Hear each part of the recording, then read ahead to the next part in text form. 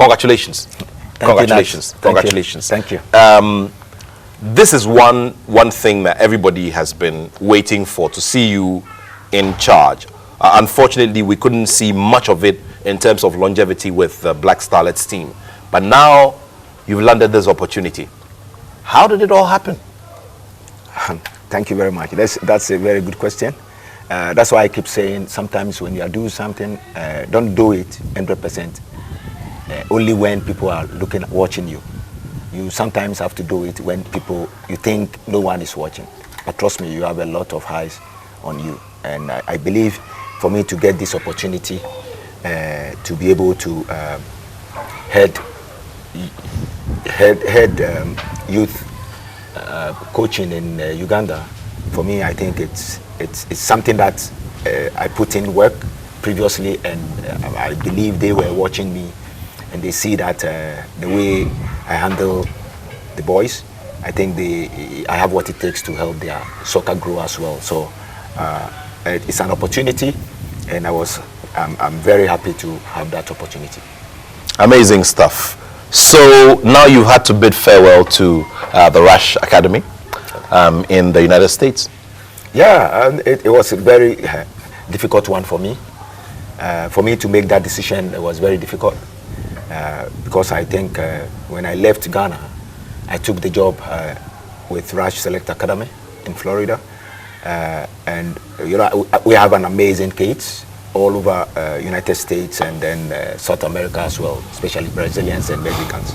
They're amazing kids. I joined them last year. I spent 1 year with them, and the way the development is going on, it was so nice to see. You have your handwork on someone, and it's always important for you as a coach, starting with someone, and then within months, when you evaluate the person, you can see some kind of improvement. For me, I think that gives me a lot of joy. So they did not take it well at all, but I think they were crying with one eye, and at the same time they were happy with one eye, because they understand the impact I brought into that academy, and at the same time they were happy for me to have that opportunity, because they believe every person wants to grow in life, and this opportunity, you never know when this opportunity will come to your way again. So for me, they were so happy. They were happy for me to learn that, and I really thank them. They took it very well, but they made it clear to me that I've left a very huge space in the academy, but definitely they will recover from that. For me, that opportunity, Uganda opportunity, is very key for every person. Being in charge of all the youth national teams, from U20, U17s, and then U15s, and then be part of their game model, making sure that you developing kids, players to grow through the ranks to get to their senior national team. I think it's a very huge task, but we take it a day at a time. I'm not in the rush.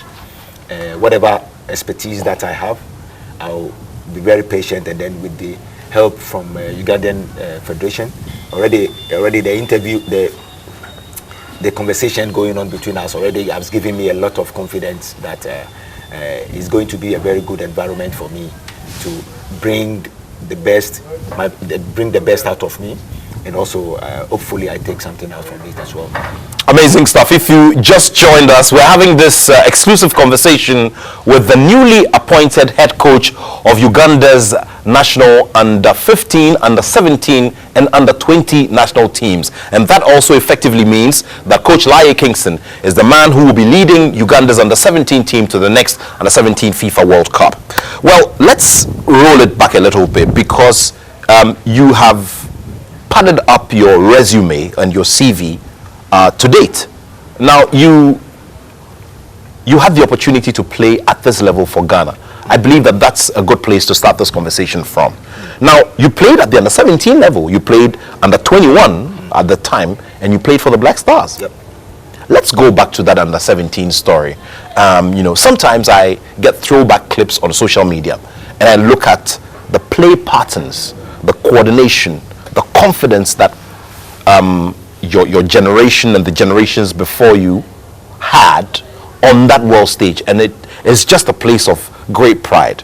Tell us what it was like at the time. Oh yeah, for me, if I cast my mind back, you know, every young player, even today, every young player wanted to start from the youth national teams, which is the under-17s. And then we were looking at our previous under-17s. They've been world champions, I think twice, 1991 and 1995. And then our generation, our group was 1997. So for me, watching these two World Cups, seeing Ghana lifting those cups, every child's dream is to also appear there. You know, every footballer around that time hope he will be there one day, and I'm one of them. You know, I remember watching 91. I watched 1995. 1995, I was we were in camp. I was with the U15s, was the U17s, so we all stayed in camp. So I was very close to the U17s. Which I served most of the players in there, like by washing their clothes and all. Oh yeah? Oh yes, yes. Tell me about it. Washing their clothes, you know, the Bento, the captain, who eventually became Stephen Appiah's brother-in-law. Brother-in-law, yeah. That's my boss, you know. Wow, amazing. I have to clean his boots. I have to wash his clothes, you know. So for me, I think in life you have to serve, and I served him very, very well. So for me, I believe every young players' dream is to be there, and I was lucky. I was in camp with them, so I watched their trainings, and when it got to my time to, I took it well. You know, so for me, playing in the under-17s, I think that's the foundation that every player have to experience, and I was lucky to be part of the people that started that journey. 1995, under the late coach Ade, the man who brought multi-system football to us. Yeah. Ghana versus Brazil in that final. I mean, it was just a moment that we all wanted to relive again. Where were you at the time? Where did you watch that particular game? And what was running through your mind as you saw your immediate seniors perform that high at that level? Yeah, we were, like I said earlier on, we were all living in the same camp. Okay. You know, we eat at the same time, you know, so we know each other. You know, so watching them, we were in camp, Winneba Sports College. I see. So I remember we all sit at the auditorium and then root for these boys because they were our seniors. You know, we want them to be successful so that we will also have opportunity to be there as well. So for me, I think it was a joy. I remember when we lifted the cup. You know, we started winning our games. Every game after the win, you know, we shi jama around the campus. You know, myself, Stephen, Godwin Atram, and Aziz Ansah, Dankwe, you know, we were happy for them, you know. And then when it got to our time, we got close to the cup as well. 1997, we played the final against Brazil, and we lost the final. We were leading 1-0, 2 minutes to finish the game, and then Ronaldinho did his magic, you know. So for me, we were in camp. We watched them together as a team, U15's team, and then we all wish they would do well, so that when they get to our time to we also try to do the same thing, you know. So they motivated us a lot. And then from that stage, you got to the under-21 at the time. Yeah, the U20s. Yeah, it was 99. 1999. 1999. Yeah, and we played in the African Youth Championship, which Ghana won. For me, in my career, that's one of my favorite tournaments. Okay. Because I stood out well. My favorite tournament because I played every minute in that tournament. I played every minute, and then my contribution to the team was very huge. That's when a lot of people realized that, because when you get to the U20s, that's you maturing. That's a transition stage to the first team, you know. So I had opportunity to be part of that squad, and we won the African Youth Championship in Ghana, which it happened to be I scored the only goal. Wow. To win the trophy for Ghana. I think I remember. 1999 against Nigeria in the final, and I scored the only goal. Was it at the time when Coach Dosena had? Giuseppe Dosena. I must say he is one of the coaches, apart from John Satukefio, he is one of the coaches that gave me a lot of confidence in the game of football. That also educates me and made me understand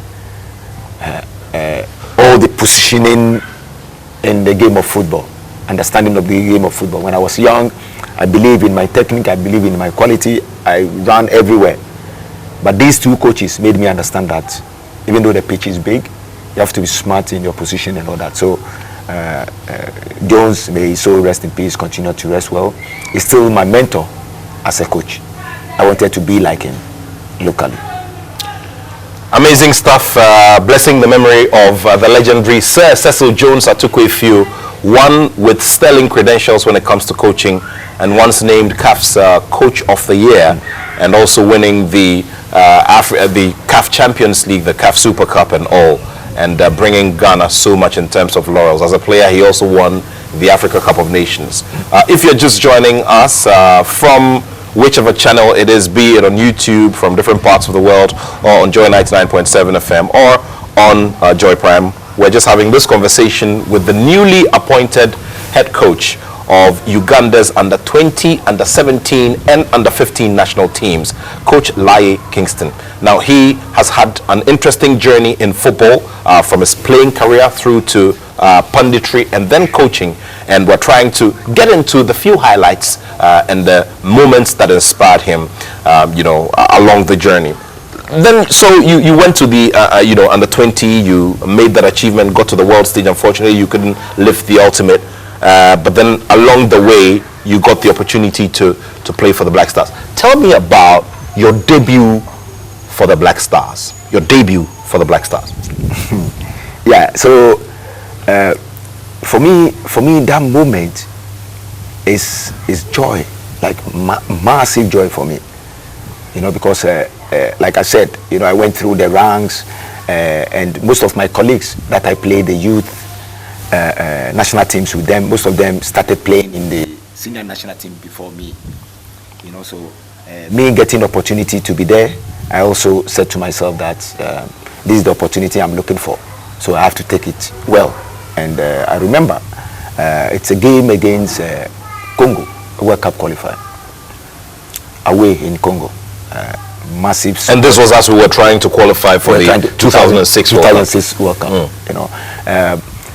To be honest, our first game against Burkina Faso, I got a call up, but the call up I had, for me, wasn't right, so I did not join the camp. Okay, so what do you mean by your call up wasn't right? Yeah, because I was playing in Russia. I came home after end of the season, around November, so I was in Ghana for holidays, and then one of the Black Stars management committee member, Fred Papu, he called me that Ghana is going to play against Burkina Faso. They are in camp, Labade Beach Hotel. I should join camp, but I realized it's not fair. It won't be fair on my team. What if they get to know that they know I'm on holidays, no letter have been sent to them?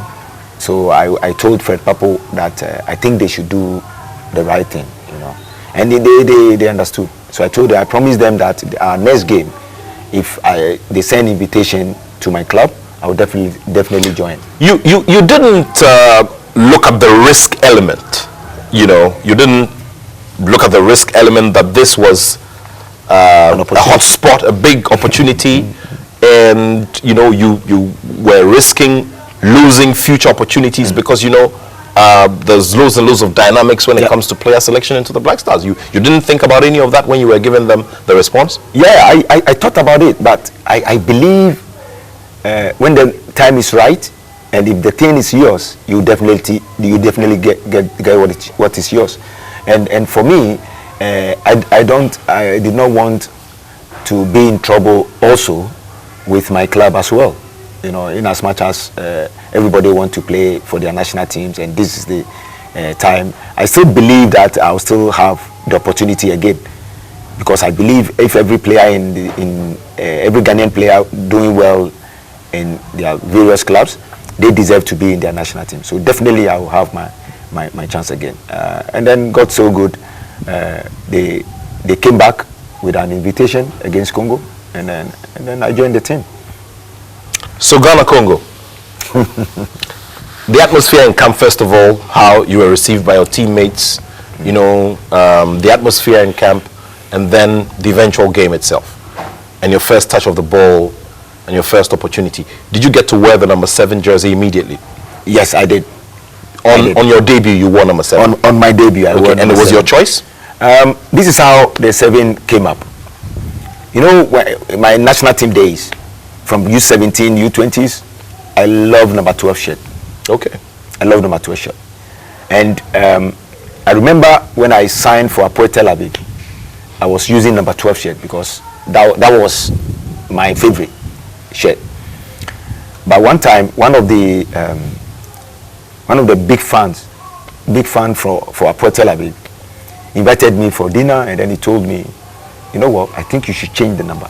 So I asked him why you think I should change it, and he said the number 12 shirt is for spectators, supporters. So you have 11 players, and the 12th man is the fans. I see. So it looks like physically you are on the field, but spiritually you are on the stands.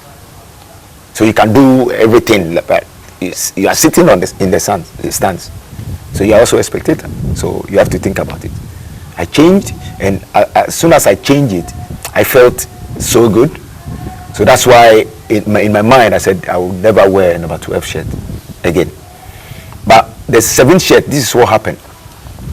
My first time that I joined the camp, I remember we were camping in Kenya, and I was the last person that joined the camp. That time, Doya was the national team coach. Ratomir Djokovic, yeah. He saw me when I was on holidays. There was a testimonial match at the Pelit on Yeboah 11. That's when he saw me. That's when he started pushing the federation that I want this player in my team. So when I had the invitation, I was the last person to join the camp. I joined the camp when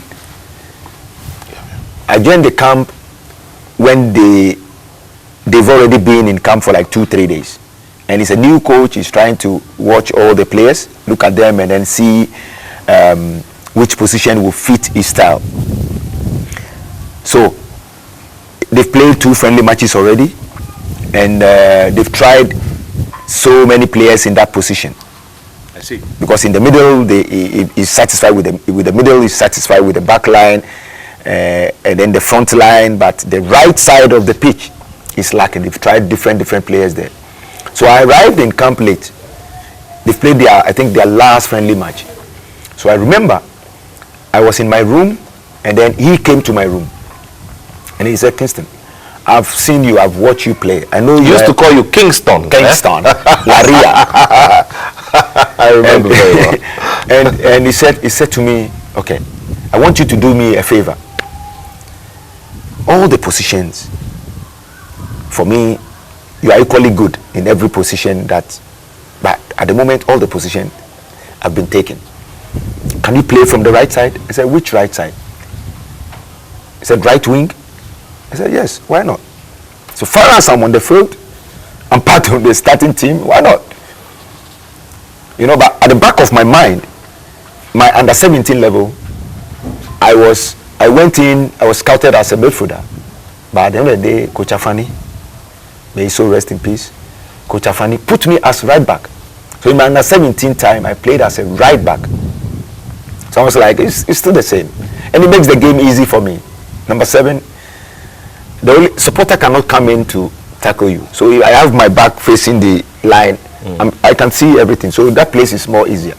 In the middle, I have a lot of players. I have to scan a lot before going on the ball. So I said, yes, I'm going to take it. And then this is what happened. There was a rule. I don't know whether they've changed it.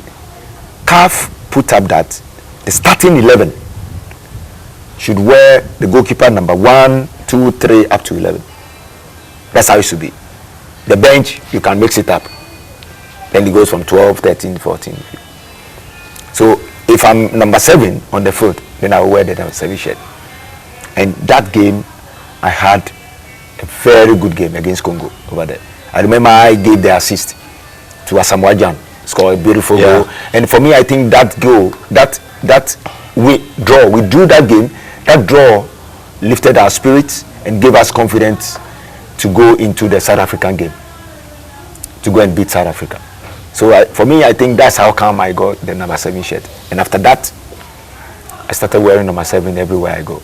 Even if I sign a new team and the 7 have already been picked, I try to mix the numbers. 7, I wore 14. 7, I wore 25 in Krila Soweto, number 25. So 2 plus 5 is 7. I moved to Hearts. 7 have already been taken.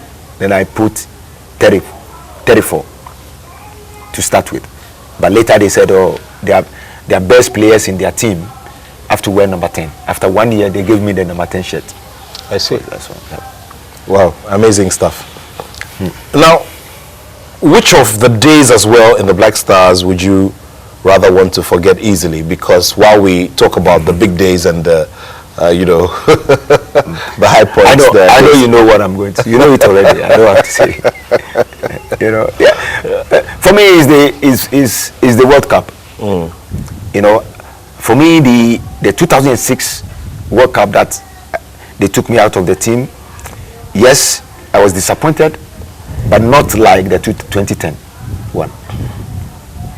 The 2010 one, I was fit, and I was waiting to appear there because the 2006, 2010, I was part of like the core of the team, and I played a major role in our qualification. So at least, and I was also playing active, regular in my team, playing week in, week out, 90 minutes.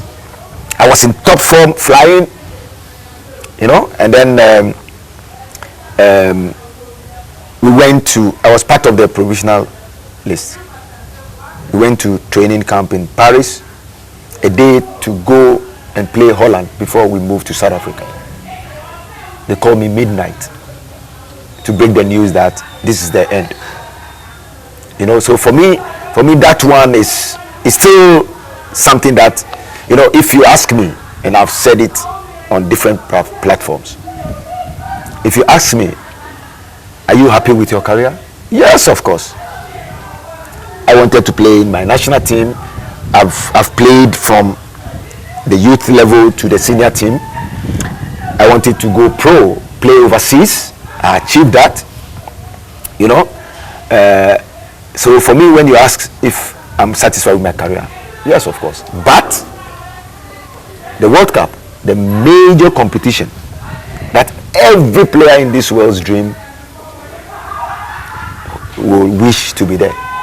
And it's not that I wasn't part of the people that made it possible. I was part of them, but they took it away from me. And also, that's what kept me going in the space of football, because I believe if I cannot go to the World Cup as a player, I can be there as a technical person. That encouraged me, started dedicating myself well to learn the game, the modern game. And today, I'm still working hard. And now you're going to one of the World Cups on the FIFA as a technical head. Yes. So now this is the opportunity. I've been in the Under-17 World Cup as a player. Yeah. As a player. Yeah. So it looks like my journey as a coach too is the same story as a player. Starting from the U17s, then hopefully U20s, then hopefully, if God gives us life and good health, who knows? I can be there with the senior team as well. Laryea, tell me about this, recurrent conversation. I mean, you're having this conversation over and over again. People always keep asking about not featuring in the World Cup. I'm sure that today is not the last day that you're going to talk about. Oh yeah. Don't you get tired sometimes about having to answer how you felt and and this is not even in formal interviews, but also in regular conversations where fans meet you, at social events, they meet you in town and they're asking you about this. Yeah, I get that a lot. I get that a lot. And I thank my fans, and one of the things that they always say, they were so disappointed, and they say that's the painful part and they still have that in mind. They always mention that moment. You know what? No, you were amazing to watch. You know, but what pained me is you didn't get a chance to go to the World Cup. That's what pained me. It's fun, you know. So for me, I look, I appreciate that. You know, they're sharing the same pain with me, and you can't get it anywhere. You know, and I mean, right now we're looking at the World Cup qualification situation and all of that, and sometimes you look at all those who are getting the opportunity gradually with the Black Stars team. Look at Accra Hearts Volks goalkeeper. Recently, Midiama SC had one of the forwards in there, and you also had a similar build-up from our league. You know, to get the opportunity to play there. How important would it be to have that kind of foundation here on the domestic scene when you are chasing these kinds of opportunities? I know that the times and the eras are different, but then, I mean, how does it all work out? Yeah, for me, mentioning your local league is very important. You know, a lot of people will wish all the starting 11 players in our current Black Stars team should be locals. And that shows that we have a very good league. You know, that gives a massive credit to your national team, national league. You know, but it's rather unfortunate. You know, it's unfortunate because of the level that our opponents have. You know, and that comes to, for me, I always mention, anytime I get opportunity, I always mention my colleagues, coaches. They should try to educate themselves, you know, so that if they are not careful, the modern game will leave them if they don't educate themselves. You know, and if we have good coaches in the country, we have well-educated coaches, that they follow the modern trend of the game, our league games will look attractive. We'll play good football. You go to the stadium and we'll sit down watching game. Tactically, you can see the team shape of both sides, and then you can see the game plan of the both sides. That comes to the leader. So for me, I'm happy I'm seeing 2-3 local players in our national team. I would wish we have more of them, and for us to have more of them, or for national coaches to believe in our local players, we should make sure we have competent coaches in our league. So this conversation about quality in our league and the quality of the coaches is also a recurrent conversation. Every other time it boils down to what depth our coaches have. And now then the question is, the way we train our coaches, or the way we train based on the identity of the game that we have on the African continent, as against what we see in Europe and other parts of the world. Then they'll come to the curriculum that is taught for CAF license, CAF coaching license courses, as against those of UEFA. People put up the argument that, well, this one is inferior to the other. I mean, what's your view on it? I mean, you have seen both ends of it. And so what's your view on it? Some people argue that, listen, we have our style of play here on the African continent, so it is based on it that the curriculum for the CAF coaching licenses have been drawn. And then others also say, listen, football is a universal sport, it's very scientific, and so it's one rule that applies to everybody else. What's your view on it? Yeah, for me, when it comes to licensing and the argument going up that CAF is better than UEFA licenses and all that, for me, I think it's education. It's education. Education, after you are done and you graduate, they give you your certificate. It's education. You have your certificate. You go to GIMPA, you get certificate, you go... But of course, here in Africa, we value UEFA certificates better. Yeah, the reason is better. The reason being you having comparison between CAF and UEFA. For me, I don't see any difference. You can argue and say that Europeans have a lot of good leagues, good leagues that look attractive than most of the African countries. So you can argue and say if you have UEFA badge, certificate, you have more respect. And if you have CAF, you have like limited respect. For me, I have both. I have CAF certificates, I have UEFA certificates. I did that because I wanted to experience both. I've been in CAF coaching courses, I've been in UEFA coaching courses, and it's the same education, the same presentation. The tutors that are on those programs, they presenting the same knowledge, because football is just one. And then when you start, let's say B license, you start coaching B license, every subject, you know, every education that you have in CAF B license, when you go to UEFA, it's almost the same. It's almost the same. So for me, I don't see the difference between that. I heard somewhere, someone once told me that CAF license A is stronger than UEFA. It's equivalent to UEFA Pro. Yeah. That's what someone told me. But that's his opinion. If you see the person is an African, if you meet an European coach too, he will also say UEFA A license is even stronger than CAF A license. We don't have CAF Pro yet. A license, just A license is the last one. So for me, that argument is all education. And education doesn't stop. Education doesn't stop. You keep learning, you keep learning. You can even be on the streets that you don't even have that certificate.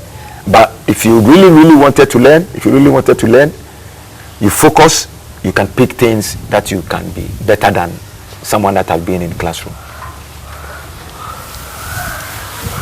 You got the opportunity to serve at the Right to Dream Academy. You worked with an amazing team there. I visited you on certain occasions. You know, you were given the opportunity of handling the under-18s. You won at least one trophy, yeah. International trophy. Yeah. What has that journey, that particular part of the journey in coaching, added to what you are doing now? Oh, wow. That's a very good question. For me, I can't talk about my career in coaching without mentioning Right to Dream. They made me. Right to Dream made me. I went into that space. I look at the way they work, the way they develop the kids, and I said to myself, this is the right place for me to be. You know, and with patience and then the way I approach the program helped me a lot. So for me, whatever I have now, it's Right to Dream that gave it to me. And I give thumbs up to Tom Vernon. For me, amazing guy. I will not sit anywhere, because Tom Vernon is the one that told me, you can coach. I see. When I was playing, it wasn't in my mind that I would go into coaching. It wasn't in my mind at all. I retired from football years, taking care of my business, until any time Tom is in the country, I meet him, we're having dinner together. He tells me, hey, he asks me, what are you doing? I say, no, I'm just there with my taking kids to school, back home, you know, get to my office, sit there, manage one or two things. And he said, no, why don't you consider coaching? So he is the one that said to me that I can have a career in coaching. So one time I asked him, why do you think I can coach? And then he told me, don't you know when you were playing, you were coaching? I said, how? He said, no, your personality on the field, the way you communicate to the players, on the ball, off the ball, you directing people, hey, I think you should be there, you should be here, you should be there. So that's what woke me up. Then I went home, the last meeting we had before I joined Right to Dream, he told me, okay, if you decided to coach, I'm going to give you a chance at Right to Dream. I said, no, I'm not doing it. But Right to Dream have been my home from day one. when he started, Tom had been my friend. When he started Right to Dream, I was, once a while from Europe, I go there, visit the kids, I visit the kids over there. It got to a point I adopted 2 of the kids, I think first generation. 2 of them, I adopted them. I was taking care of them, So I was part of it. And after that, when they moved to Akosombo, Akrade, old Akrade, I always go there once a while to visit the camp. So it's my home. So when I got home, one day he came to Ghana, we met again as usual, and then he said to me, okay, I have a job for you, for the U18s. I was like, really? But during that time, I've started coaching like small teams in my area. There's a 2nd division team, I started coaching them, then all of a sudden they realized, this guy has something. Then Dambot, they were in 1st division, they came and signed me. Dambot, 1st division. I was there, so that's when I realized that the feedback I'm getting, then I have something in that area, so I need to be focused more. Then I heard that there is a CAF B license happening in Winneba. So I pick a phone, and then I call Coach Oti Akente. Oh, Coach, this is what I heard. And tomorrow they're going to start the course. And I said, Coach, I'm interested. He said, no, are you sure? I said, yes. Can you come to Winneba today? Tomorrow morning? I said, yes, I'm on my way, I'm coming.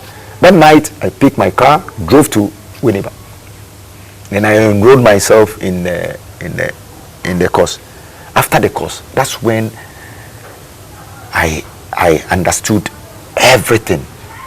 That what I was doing as a coach before, it was everything that I met in my soccer career, football career. As a player, I know these coaches, they put up. So my favorite training drills, that was what I was using. And then the knowledge I have as a player, that was what I was using. But after my course, after I came out of that course, opened my eye. It made me understood the periodization, how to plan a section, how to deliver session, your positioning when you are coaching. Most of the coaches, they don't know how to position themselves when they are coaching. It's very important. When you are coaching, your positioning, when you are delivering the session, your positioning on the field is very vital. Very, very important. And there are 1 or 2 things that most coaches too doesn't know. The moment you start to talk and correct a situation, make sure nobody is moving. Because sometimes I'm correcting you. There are 2 others. They tell me, you have to pass the ball to. They are talking. They don't know. They don't see. They will not understand what is going on. What I'm trying to fix. Yeah. Next time he is going to do the same thing. So you make sure you freeze everybody. Then you start talking. So even if you start talking and then they are talking, don't even stop them. Just keep quiet and let them finish. After they finish, then you ask them, "Are you done?" Then you come in. That's when everybody will. You need to. Will give you maximum attention. Then you start. Most coaches doesn't know that. So there are small details. So I learned all this. That's when I realized, no, there is more into coaching. That's why a lot of people say, not every player that play the game of football can be a good coach. It's true. You have to learn. And I remember one thing that Tom Brennan told me when I accepted the job at Right to Dream. He said, hey, you cannot do coaching and do something else. It's a full-time job. It's a full-time. He said, if you want to do it, then leave everything. I was like, no, how can I coaching? I know it's nothing. I can do this and then I go. It's not training. He said, no, you can't do it. No problem. I'm not forcing you to stop anything that you're doing apart from that. But this is at which point did you, get that reality staring you in the face that you cannot do coaching and focus on other endeavors? At which particular point? When I moved to Right to Dream. I see. When I moved to Right to Dream, it's an environment that you have a style of playbook like this. Trust me. And you have all the phases of play. every week you pick one topic and you have to go into details. And during the week, you pick one day that you move all the players in the classroom, and then you paint a picture, do presentations to them before you even go outside and then implement it on the field. So all this, what is the time that you have to, you got to a point that said, okay, so my firstborn, I handle everything over to him. Don't call me and tell me anything. Don't call me. Weekends, when I'm home, we can talk about those things. That's how come it got me. Well, beginning I wanted to mix it, sometimes I'm on the field, and then when I started coaching, always I have my phone close to me. When I moved to Right to Dream, my phone is always somewhere. Anytime, the only time you see me attending to my phone is when I'm having lunch or something. But apart from that, I'm in class, I'm in the coach's office, trying to plan for the next day. And I always, and this is the advice to many coaches I want to give. I just advise. Make sure you always have to be proactive. Proactive. I see a lot of coaches, they come to the training grounds and they be scratching their head. What should we do? Oh, let's do this. No. Proactive. I learn how to plan my session. Tomorrow's session that I'm going to run, I'll plan it today. Sometimes if I'm too busy, I will get up midnight to make sure I have everything. Component 1, component 2, phases of play, and then the game related. I will have everything arranged. If I have 20 players, I have to know a day before that I have 20 players available for tomorrow's session. So that's when I have to collaborate with the physios and ask them who is injured, who is fit to be in training. Then you factor those numbers in your session. For example, you play in possession game and you have 12 players attending your session. You have to design the session according to the numbers that you have. And you have to influence the session as well. Have the overload, so you need to, if you have 12 or 11 players, you have to go 4v4 plus 3. You put a neutral in the middle, put one out. Then you can have directional session, because football is being played from one goal post to the other. So you need to have, even if you're training, you have possession, it should be directional. It should be directional. You have possession here, you have to progress the ball to go and finish. When you lose the ball, you win the ball from there to, you have to come back here again. So you have to have directional. We have people that, directional and positioning. We have possession, okay, play. 5v5. You see players running everywhere, going everywhere. No. You are not educating them. Start with the possession game. Make sure this is your space. Defensively, you defend in that space. Offensively, you position yourself there to help your team play out of pressure and all that. So, yeah. Well, this is massive coaching education we're getting from a man who has landed a very important role. Ghanaian talent and Ghanaian expertise in football being exported to the rest of the world. And today we're celebrating the story of Coach Laryea Kingston, who is the head coach of Uganda's under-20, under-17 and under-15 national teams. Well, delving into all of that, all those details about coaching and what is taught you over the period, I want to also talk about the you as a young man, the fire in your belly at the time, the youthful exuberance and all of that, the hard partying and the naughty boy character that we used to see. I mean, different hairstyles here and there, mostly dreadlocked. It's gone. What was it that transitioned you from that image that we had of you and what sometimes we saw, the very aggressive Laryea and all of that? Is it coaching that got you to sit back and focus a lot more and maybe calm you down a lot more? Yes, because now you're a teacher. You are mentoring a lot of kids. So I learned something in coaching, that you have to own the group. So when you have a group, you have your team, mostly the kids taps on your energy level. they tap on it because you are mentoring them. They look up to you. They look up to you. You know, you don't want to appear in front of your team that you've sagged. You don't want to. That's why. Don't get me wrong. That's why when I went into coaching, I cut the dreadlocks and everything. I wanted to. Sometimes I leave my beard and my hair because of stress. I don't even have time to go to the barbers to shave my hair. The focus is on the game plan. Maybe similar thing I heard from Jürgen Klopp at the time. He said that the reason why you'd never see him in a suit on the touchline is that he doesn't have the time to go stand in front of a mirror. And If you really wanted to do it well, it takes a lot of you. I've had a lot of issue at home. I see. Because my laptop is always with me. I might be out there coaching. I come home and having a family time, sitting down watching TV. All of a sudden something comes up. Then I'm looking for my laptop, grab it. Then my partner, my wife will be like, "Nah, hey, it's done. Since morning you've been there. Let's have, you know." I do those things unintentional. You know, I do those things unintentional. So it's true that if you wanted to do it, you have to give 100%, put all your effort in it.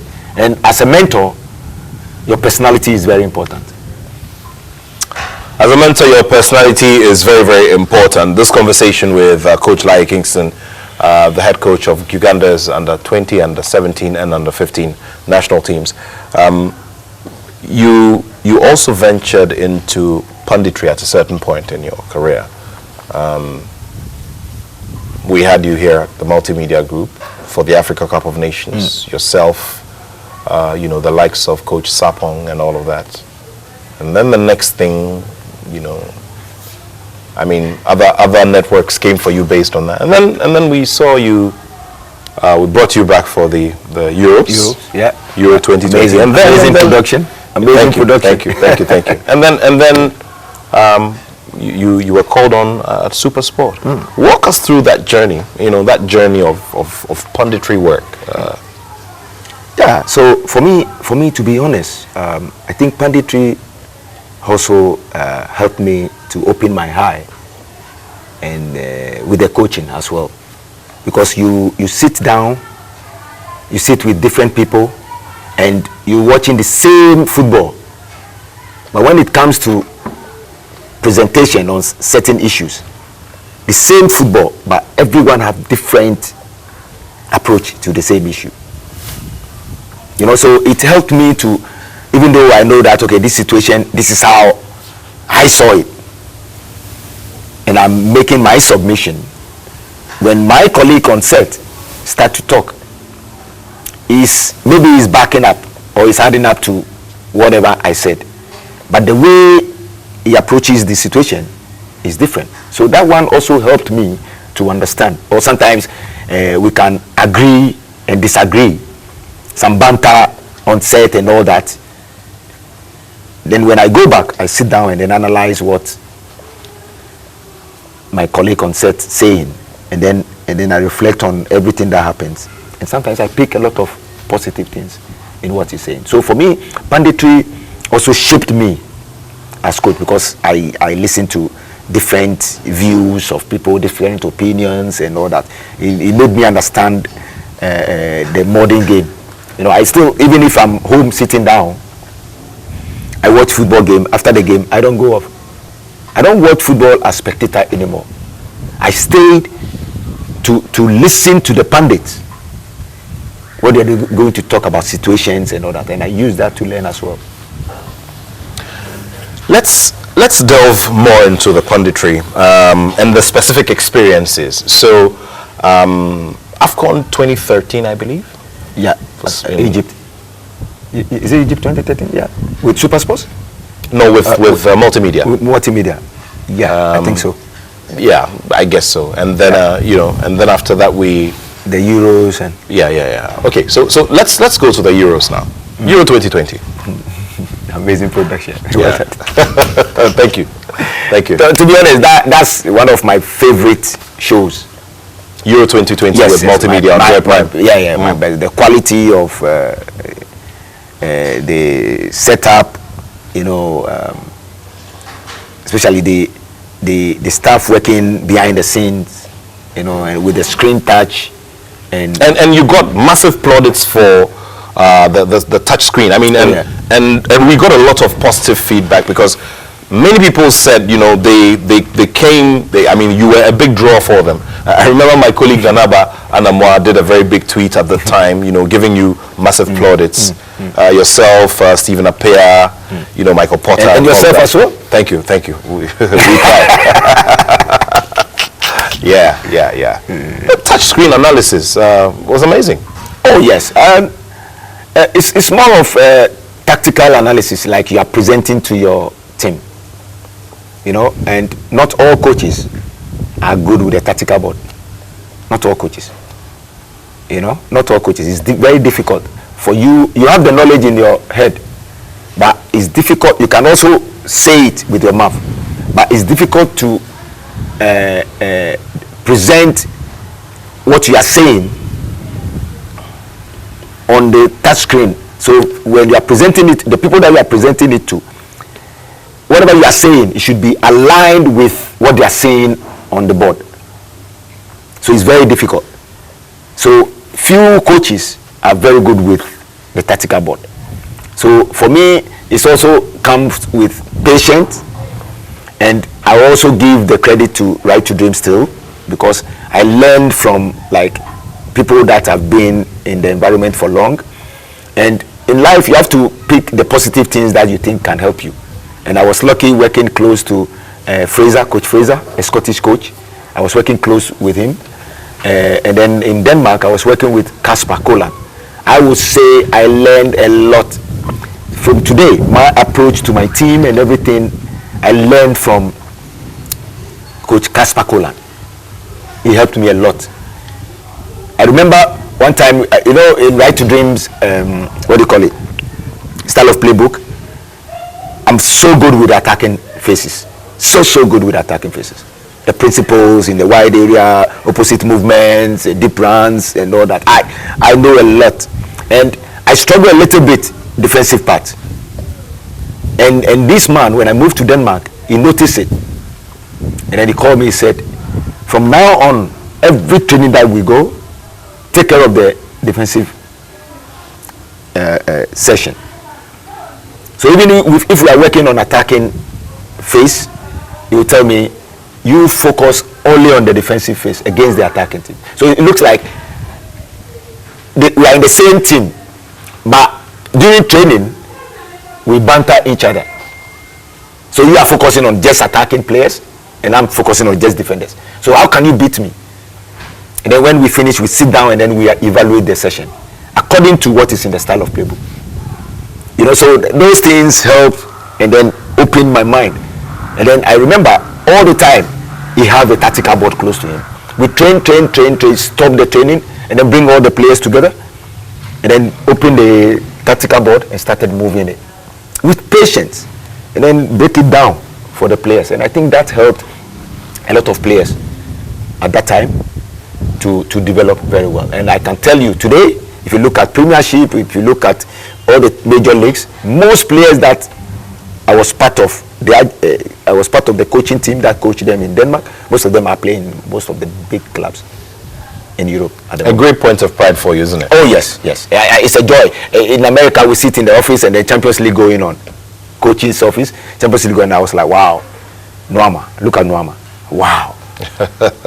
This is the boy. That's my boy. You know, and then Patrick Dogu, Manchester United left back. He plays for Denmark now. Done well, you know. Damsgaard, all those players. Remember in Euros? Yeah. Denmark. I said to you, there's this kid. I remember very well. This amazing kid is going to make wonders in this tournament, and then he scored a banger. Yeah, and then also Adingra from Ivory Coast also. You know, Simon Adingra. Simon Adingra. I remember I was one of doing Punditry before the Nations Cup. I granted an interview before ahead of the African Cup, and then I said, oh, he is the boy to watch. And then Ivory Coast played their first game, and he wasn't even on the bench. So I was like, when I made the reason why they took him out, I tried getting in touch with him and asked why he got injured, and they took him out of the squad. And then he told me, oh yeah, he was injured, but he will play the next game. He missed 2 games, and then when he came, and then in the final he did the most. He did the most better. He took the Nigerians. Amazing stuff indeed. Let's stay there a bit, because there's still a lot more to talk about from that Punditry experience. So we did Euro 2020, Joy Prime, the multimedia group, exclusive partners for the competition of a free to air, and it was just an amazing experience at the time. Got a lot of positive feedback as well. And then came the Super Sport one, the big one itself. Yeah, Super Sport, we all know, is a big stage in Africa. You know, when we talk about soccer or football production, they are one of the leading networks. You know, for me, I think it looks like you're playing. Let's say you're playing, let's say, a domestic league, and then now you appear in the Champions League. You understand what I mean? When you look at the environment and the stage, different level. So for me to be doing punditry with TV stations, and then now maybe what I was doing, they'll pick a venue, we go there, sit down, and then do our punditry and all that. Now you are in the station itself, and then the platform, the lighting and everything. Yes. I remember my first time on set.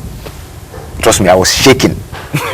I was shaking. I have to be very honest. I was shaking, and it comes back in your mind that, hey, look at millions watching you.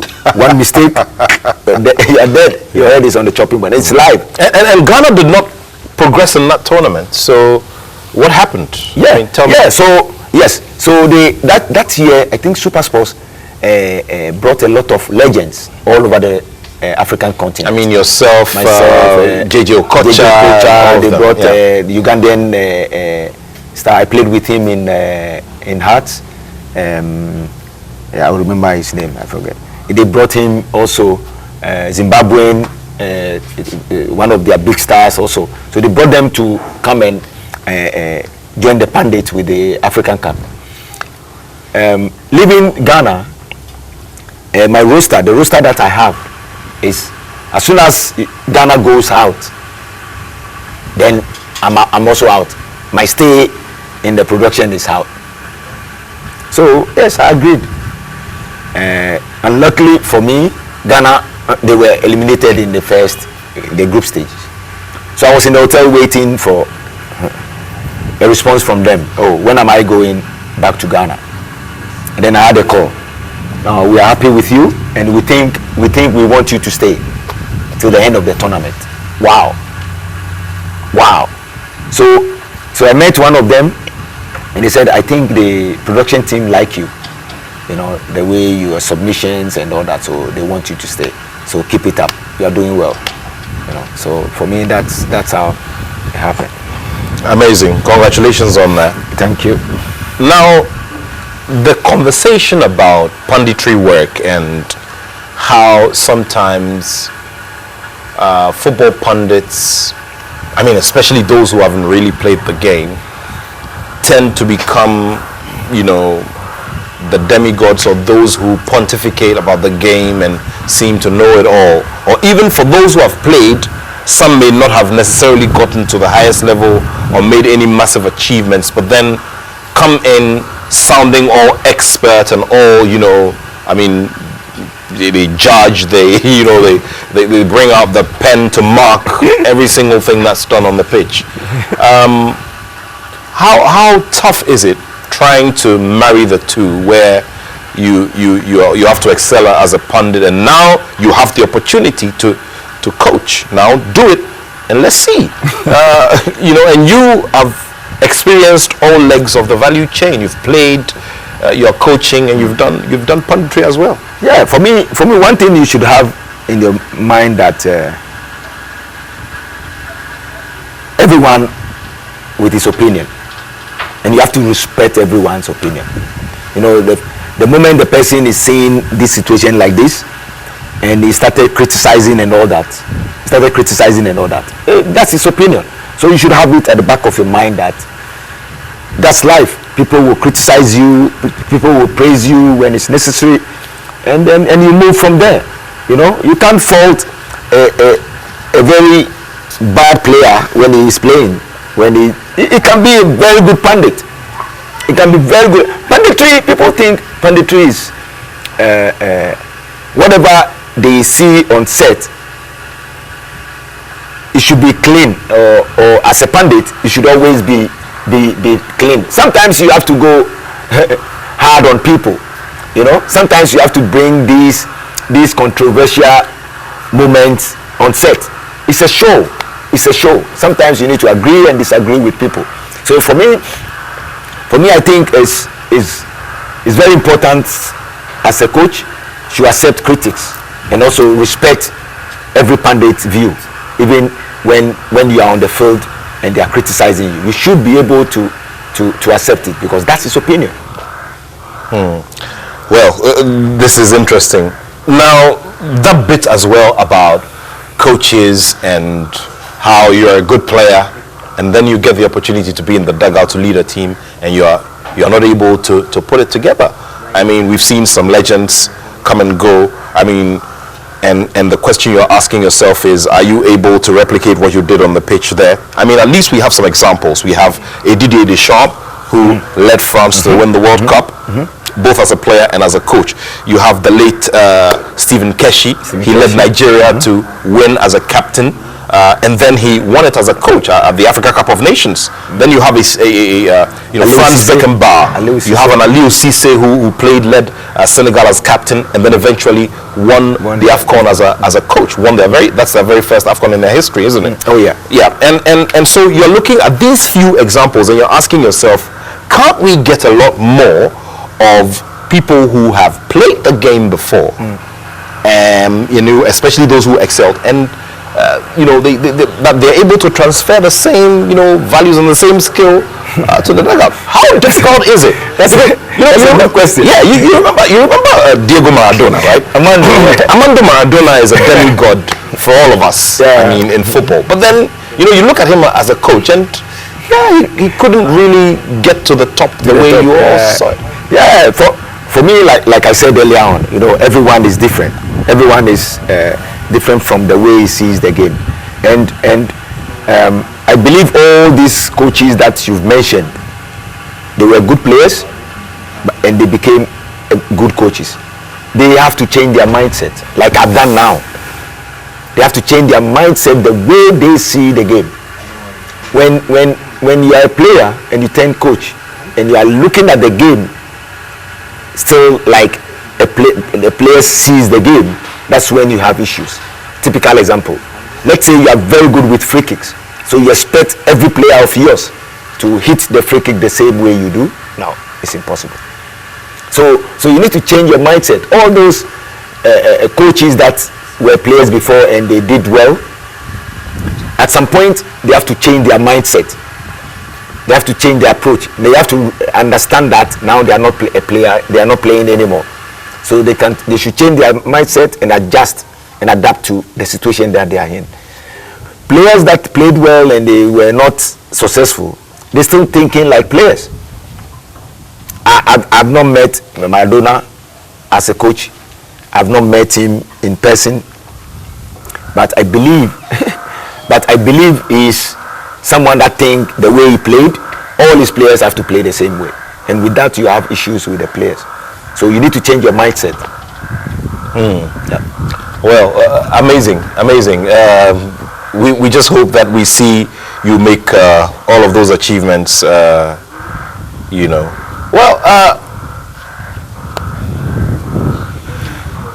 We're getting ourselves into a new phase of your life, where now opportunities are beckoning. I mean, you have spoken about wanting to get more of such opportunities. Now they are here. Now, You had a brief stint with the Black Starlets. We all wanted you to continue and go as far as you couldn't, but you resigned. What's your relationship with the Ghana FA like at this time? I mean, after that resignation, we're interested in knowing how the relationship is like, because I mean, you had to bow out midway through, and I'm not too sure, you know, how things went. What's the relationship like now? Oh, yeah, we are in very good terms. Myself and the FA members are in very good, especially the president, Mr. Edwin Ket Okreku. You know, and after my resignation letter, I tried and find moment to meet him one-on-one, and he gave me that opportunity to explain myself to him, and he understood it. He was disappointed, yes, but he understood me from where I'm coming from. After that, we've been talking once a while. We have very good relationship. You know, we engage each other as a win. You know, I know now he's a busy man. He's leading our football, so even anytime I want to check up on him, even though if it takes him time to get back to me, he will surely get back to me. So for me, I'm still close with most of them. In summer, I was in Ghana for summer break, and I had to go and watch the U20 was playing the tournament at Pram, and I watched like 3-4 games from the U20s, you know, and I sat down with all of them. We had conversation. After we went to the lounge to have lunch together. So we and the federation, we have good relationship still. You know, I mean, I believe I'm still a Ghanaian. You never know. I'm a coach. I can go and coach everywhere. But if I have the opportunity again, and the opportunity is right for me to come in, why not? Well, would like to say greetings to all of our friends who are monitoring the conversation from different parts of the world, from the United States, from Europe, from other parts of Africa, especially, you know, Kampala, Uganda, and other cities in Uganda, especially because the man is within your territory now. Yep. And, you know, we're looking forward to seeing how well he's able to do. I'm going to give 110%. 110% to the job. You know, whatever I signed for, I'm going to give my all. And then we'll leave the rest. You know, I'm going to give 110%. I can't wait. I can't wait. Now, some of your products, some of your players you've handled, found themselves in the under 17, you know, and I want us to throw the focus on one particular fixture. Leave everything. Let's throw the focus on one particular fixture, because I believe that it was a big turning point. Ghana versus Nigeria, where Ghana beat Nigeria by 2-0. And you know, tell me about it. The whole psyche, you know, that coach Prosper Nathaniel got these boys to keep their levels of psyche up there, because Ghana Nigeria is always you know, an end of year exam. It's always you know. You know, we all know Ghana Nigeria. Anytime we meet, it doesn't matter anywhere. You all know the tension and everything. But congratulations to the team, the technical team and the playing body. For me, I think for many years since 2017, we've never qualified to go even the youth championship. So congratulations to Nathaniel Attoh and his technical team and the playing body as well. One thing that I was happy with, you know, Nathaniel and the FA Federation, they put 1 or 2 players that I used a year before. You know, they were the core of the team, which is very important, and I give him thumbs up for that, because we started something, and this is what I think many countries should do. Football, we have something called team building. So when you start building something, I think even if you are there or not, you should continue with where whoever stopped. And for me, slowly you can bring whatever you have in. And I think Ogum did a perfect job. So when you look at the squad, most of the players that contributed a lot to make sure Ghana qualified to this tournament, I think most of them were the previous in the previous squad. Nabi, he was my top scorer. Kagawa, who scored an important goal to put us to the next round. It was an important. He scored similar goal against Ivory Coast in our first game here. The goal that took us to the semi-final. Very well. In this tournament. So for me, that one too gives me joy because something that I was building, and I think President Ketokuriku acknowledged me for that. Great. As soon as the team qualified, he acknowledged me for that, and that, I gave him my respect for that. That he recognized what I did. Interesting.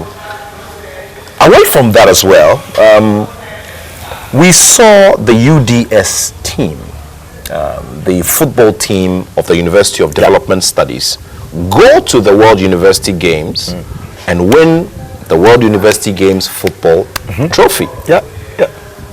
That came on the blind side of everybody because we didn't expect that to happen. They showed so much spirit, so much grit, and eventually they got this very big trophy here. Coach Shaibu Tanko and the rest of the team getting this done.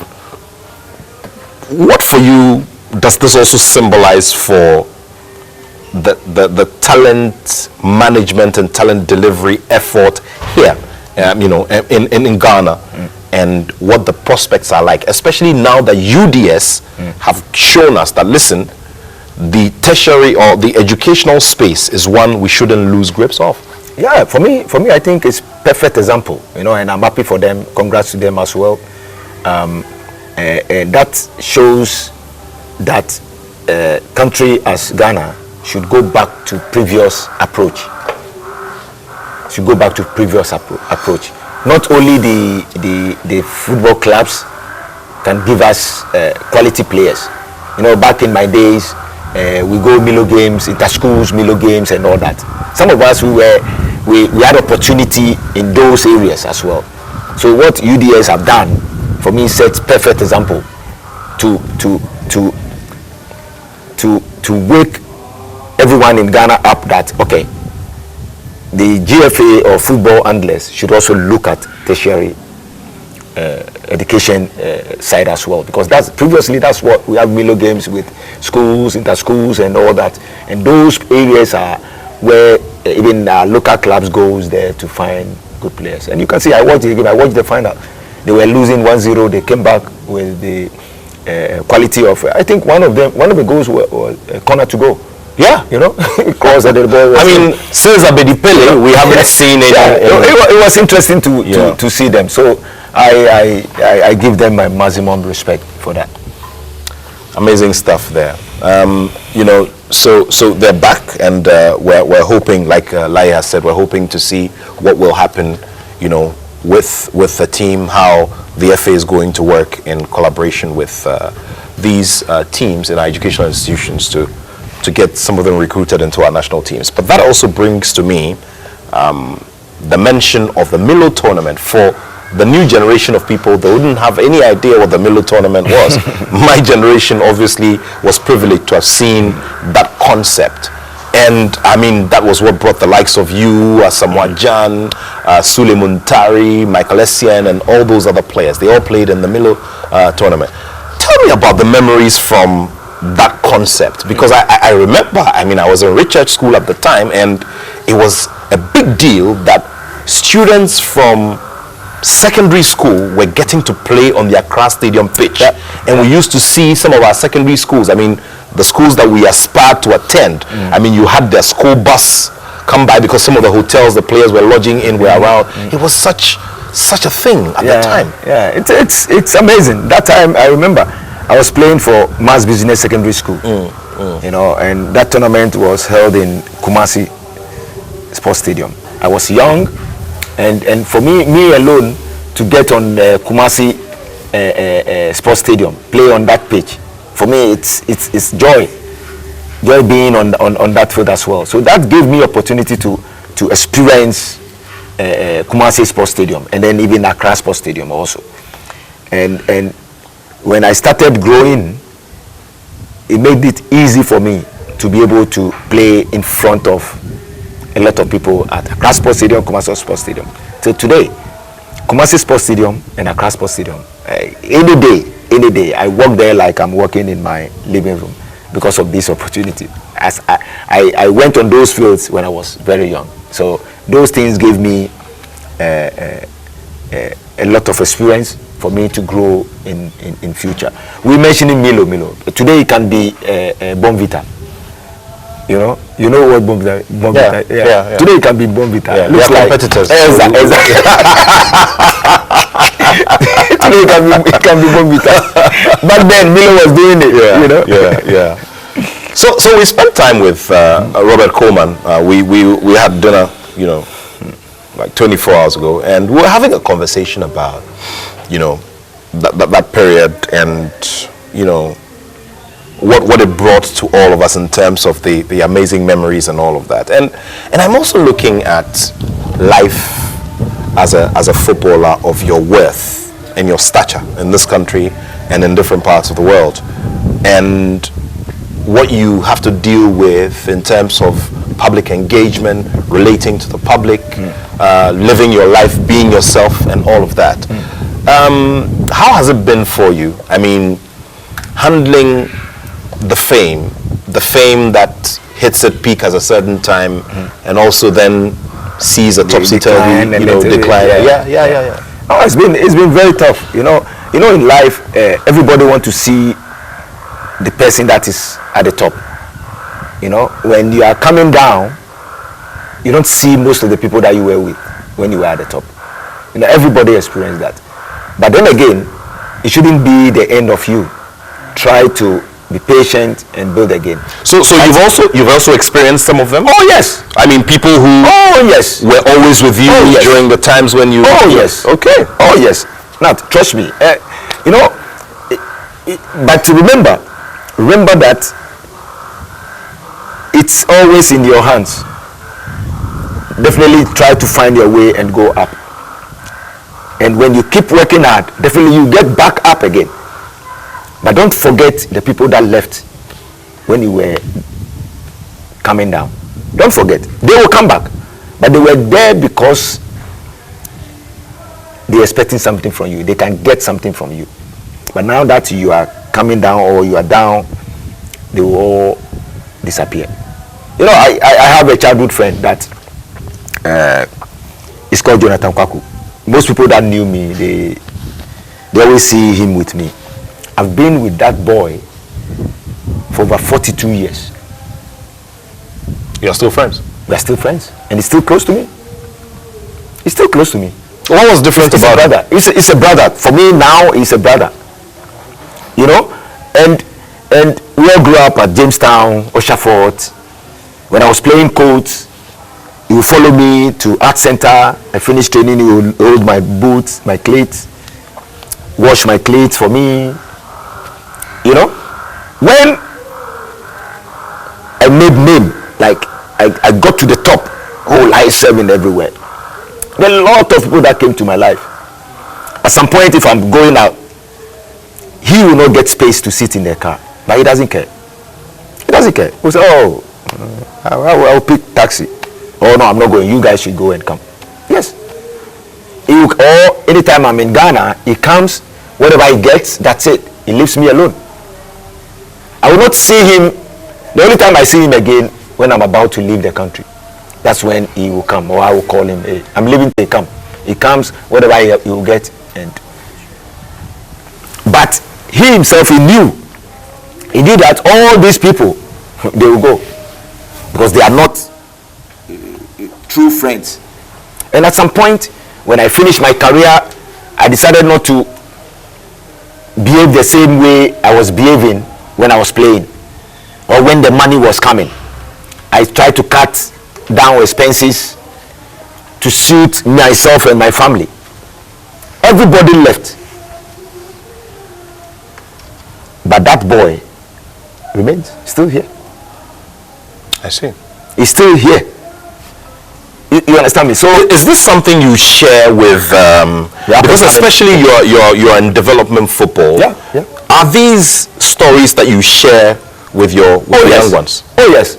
Most of my teams that I've handled, I always tell them these stories. And it's always good to have those experiences and you listen to someone that have been there before. You know?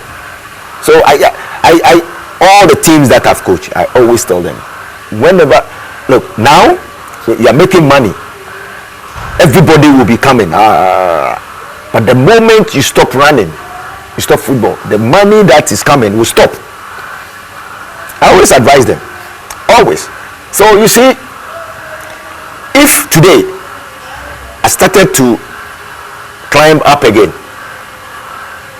I know very well people will come back. I know. So are you going to tell me that I'll make the same mistakes?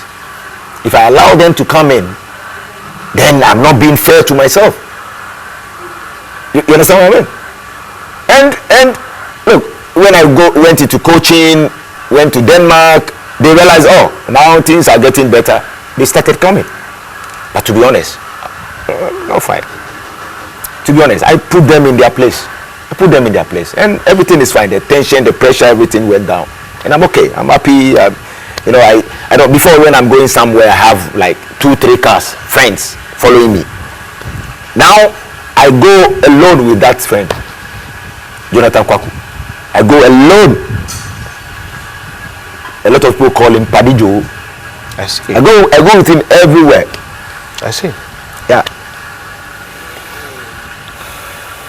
Have you, I mean, do you bump into some of these people? I mean, the people who came in when the golden roses were flying all over the place. Do you come across these people? Yeah, I see them a lot.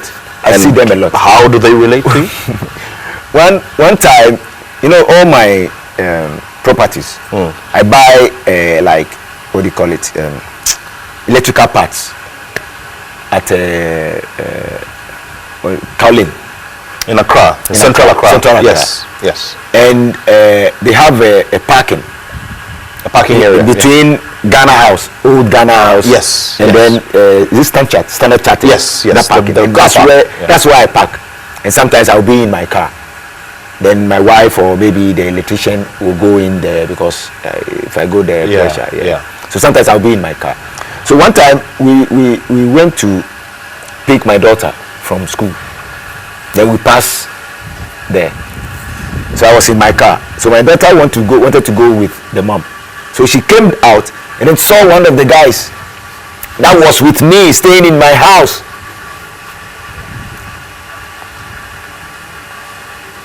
After he did not get what he can get from me, all of a sudden he disappeared.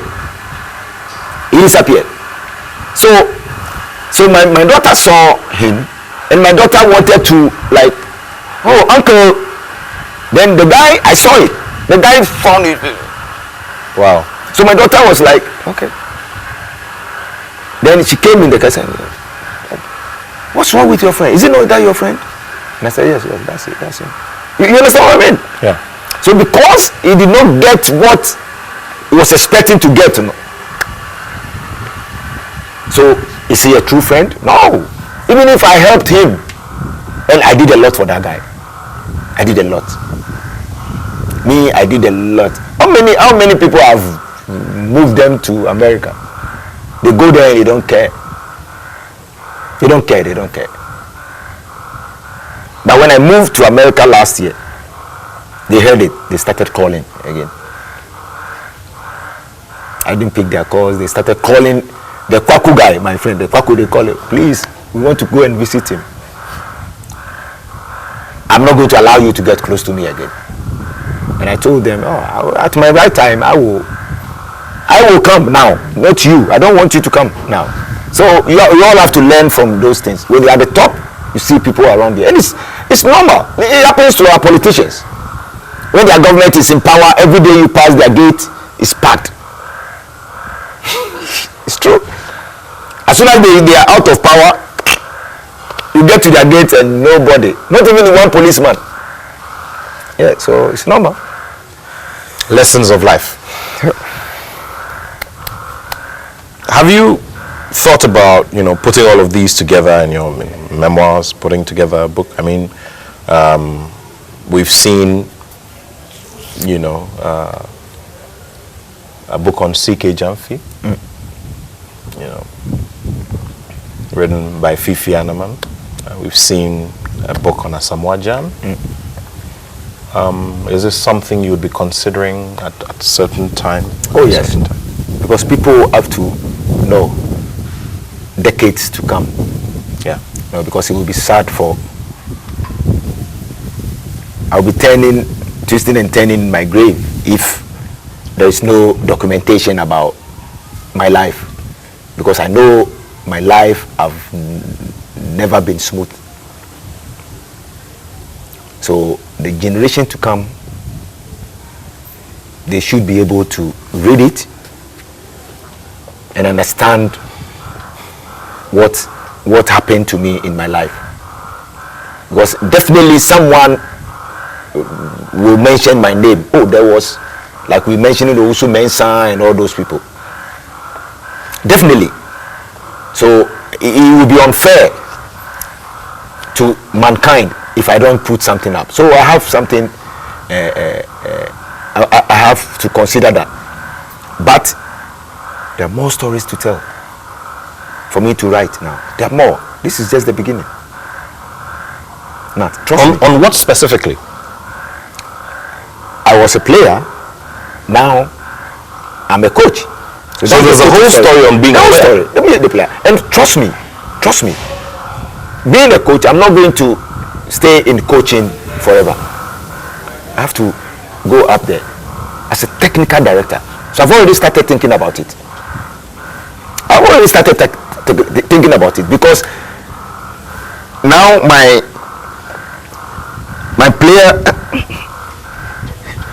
playing story, coaching story now, this is what I mean now.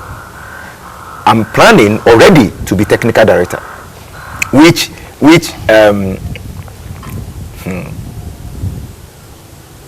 RPS, Rush Select Academy, they gave me that role the last 6 months. I see. So at some point I was the technical director. And you had to leave it. Academy.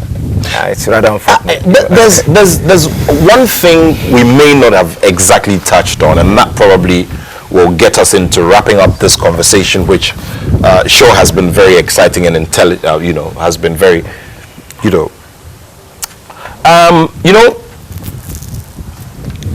there must have been something specific that got you to finally decide on the, on the Uganda job. Something specific. Because you said you had a dream to become a technical director. I mean, you wanted to focus on development football at this stage of your life. What was it? Was it the fact that you had a triple portfolio, that you were going to coach at the World Cup? What exactly was it that said, you know something, let me say goodbye to Rush Select, even though this has become home, and let me go and focus on Uganda?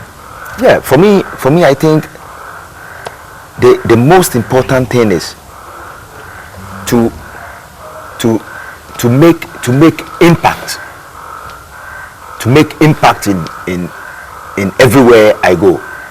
So looking at the Ugandan job, for me, I think is the perfect time to take it. The reason why I said that is something that I was looking for. Something that I was looking for. I've done it in the academy level,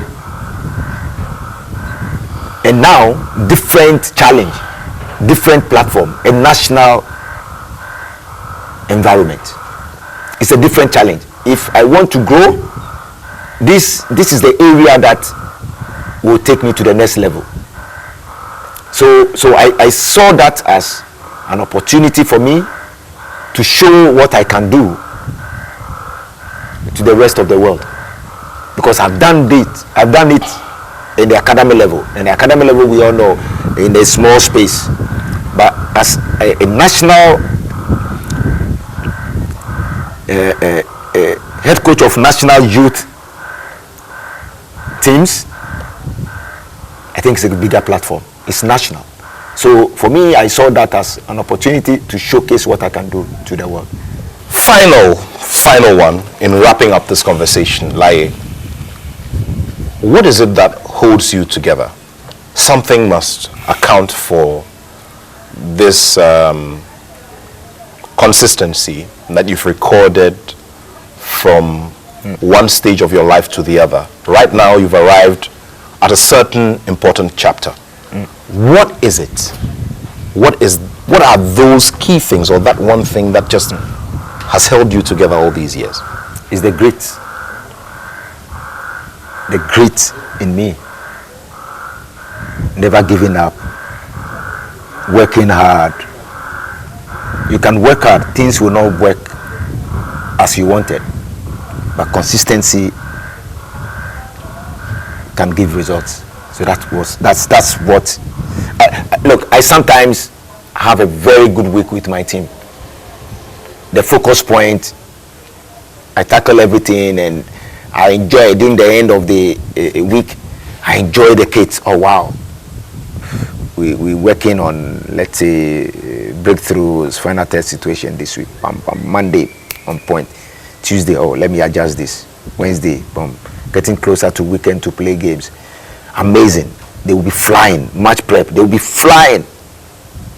But on the match day, you go there and then you look at your technical bench. Are they the same players that they were working this week? I thought everything was okay. In the game, zero. You won't see nothing. Players will be doing. You understand me? And in the words of the famous Jose Mourinho, he says what he taught them in training is not what he's seeing on the exactly. But it's up to you, the coach, to sit back and ask yourself what went wrong. So in this year, all these years that I've been, so I faced all these situations and I have learned from it. So one thing, I stopped addressing my team at the end of the match. I stopped. Because sometimes, heat of the moment, you see things that you come in, but when I go back and watch the game again, I look at it and say, no, I was too hard on this player here. I was too hard on it. I need to be there. Then oh no, this. So I started assessing the game in a different way. So for me, during the week things have gone well. In the match, it's not going well. What will you do? What went wrong? Go and find out what went wrong, and then you go back and then fix it. Sometimes it's not about tactics anymore. It's not about tactics anymore sometimes. I realize it. Sometimes it's not about tactics. Sometimes it's about motivation. It's not about tactics anymore. It's about motivation. And you know what? As a coach, when you're building a team, that's when you talk a lot. You talk a lot because the players doesn't know you. You also don't know them. And you are selling something to them. So you have to hammer on things. Repetition. So you talk a lot. As a coach, after you are done, you've taken them through all the phases and they know everything. They will know you. What is left? What again? Maybe if you have changed something small in it. What again? You need to motivate them, encourage them now. Motivation. Hey, motivation. This game, this our game plan. We're going this, we're pressing high for 10 minutes. After 10 minutes, we go mid-block. After 20 minutes, then we sit back. Or press. If pressing is working for us, we press 20 minutes. Well, that is what is killing the opponent. You understand me? So you need to check all those things and then adjust. But the grit in me, that's what is keeping me going. Sabato. Nathaniel Attoh. Sabato. Champion GHMC 1. Thank you. Charlie, great. Thank you so much for the time, and I wish you well as you embark on this endeavor. From a Ghanaian perspective, we're hoping that you can do something amazing there in Uganda with this triple portfolio. Thank you, and all the best. So we've been having a conversation with Coach Laryea Kingston, the head coach of Uganda's under 20, under 17 and under 15 national teams. He's headed to the next under 17 FIFA World Cup with Uganda. Let's keep our fingers crossed and see what he's able to put together and push with these young ones. Well, I trust that you've enjoyed this conversation. Always keep it here and keep following us as we bring you some more of these conversations that bring us not only the stories that we see on the screens, but those from behind the scenes that get to shape us and shape our mentality as we look forward. I thank the whole production team led by Benaya Elom Dafiamekpo, and we'll be back next weekend with another Joy Sports Link. You all stay well and be good. Thank you so much. My name is Nathaniel Attoh, and I have love for sport.